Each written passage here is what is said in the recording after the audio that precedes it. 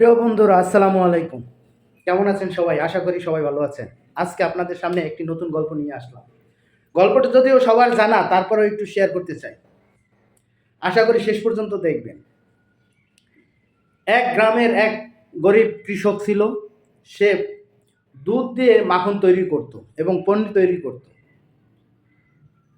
ওই পনির তৈরি করে সে বাজারে শহরে বিক্রি করতে আসতো। প্রত্যেকদিন একটা দোকান থেকে সে ওই তার প্রয়োজনীয় পণ্যগুলো, চাল, ডাল, তেল, লবণ, চিনি এগুলো নিয়ে যেত এবং বিনিময়ে সে পনির দিয়ে যেত।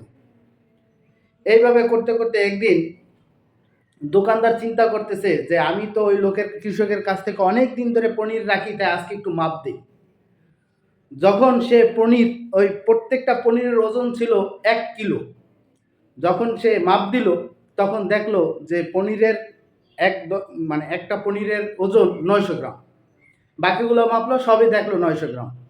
পরের দিন যখন কৃষক ওনাকে পনির দিতে আসলো, যে উনি কৃষককে বলল, আমি কোনো ধান্দাবাজের সাথে ব্যবসা করতে চাই না, আপনি হলো ধান্দাবাজ, আপনি আপনার কাছ থেকে আর আমি পনির নেব না, আজকে থেকে লেনদেন শেষ। কৃষক তখন কাচুমাচু গলায় বলল যে ভাই, আমি তো গরিব মানুষ, বাটখারা কেনার সময় আমার নাই বা টাকা পয়সা নাই। আপনি যে চিনি বা লবণ দেন, ওই চিনি বা লবণ দিয়ে এক সাইডে আমি দেই, বাকি সাইডে আমি পনির বা মাখন রাখি। এইভাবে মেপে মেপে আমি আপনাকে দিই। এখন ব্যাপারটা হলো যে উনি দোকানদার, দোকানদার কি করে, প্রত্যেক দিন ওনাকে যে চিনি বা লবণ দেয় 100 গ্রাম করে, কিলোতে কম দেয়। ওই চিনি বা লবণ দিয়ে যখন উনি পনির মাপে, তখন ওনারও 100 গ্রাম কম হয়।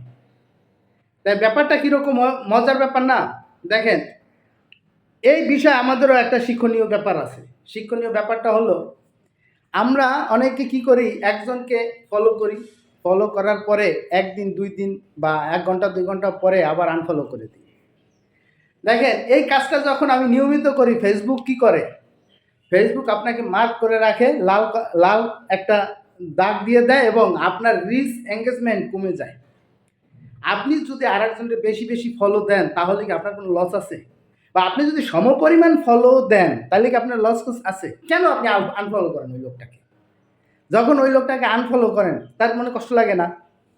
এই ব্যাপারটা আপনারা জিনিসটা দেখেন, আপনি সফল হতে আসছেন, কিন্তু আপনার মন মানসিকতা কত ছোট, আপনি কি এটা চিন্তা করছেন?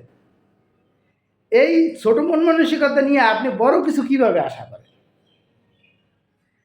তাই মন মানসিকতা আপনার বড় করতে হবে এবং সবাইকে সহযোগিতা করতে হবে। আপনি যদি একজনকে সহযোগিতা করেন, 10 জন আপনাকে সহযোগিতা করবে। আপনারা বলেন, ভাই আপনাকে সাপোর্ট দিয়ে গেলাম, আপনি আমাকে সাপোর্ট দিলেন না, আপনার ভিডিও দেখি, আপনি আমার ভিডিও দেখেন না। ভাই, যার ভিডিও সামনে আসে তার ভিডিওই আপনি দেখেন। আপনি খুঁজে খুঁজে ভিডিও দেখার দরকার নাই। আপনি একজনের ভিডিও দেখবেন, 10 জনে আপনার ভিডিও দেখবে। এইভাবেই তো এখানে কাজটা হবে, ঠিক না? আপনি আপনার নিচে যে কমেন্ট করে শুধু তার ভিডিও দেখেন, তাহলে অন্য যারা আপনার সামনে আসে, ফর ইউতে যে ফেসবুক যে ফর ইউতে দেয় আপনার জন্য, আপনি তো সেই ভিডিওগুলো দেখেন না।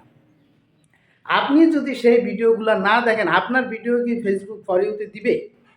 আপনার কি রিচ এঙ্গেজমেন্ট বাড়বে? অতএব আপনি একটু চিন্তা করেন এই বিষয়গুলো। চিন্তা করে এরপরে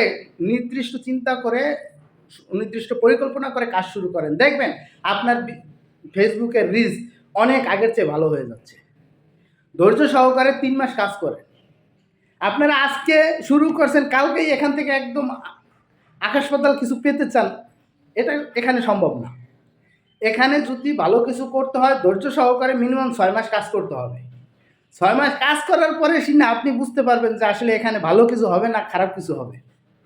আপনার ধৈর্য থাকতে হবে প্রচণ্ড পরিমাণে।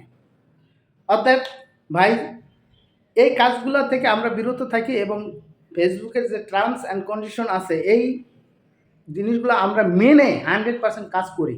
আপনি আস্তে আস্তে আগান, কোনো সমস্যা নাই, কিন্তু ঝরে পড়েন না। ধন্যবাদ প্রিয় ভাই বোন, আবার দেখা হবে। আসসালামু আলাইকুম।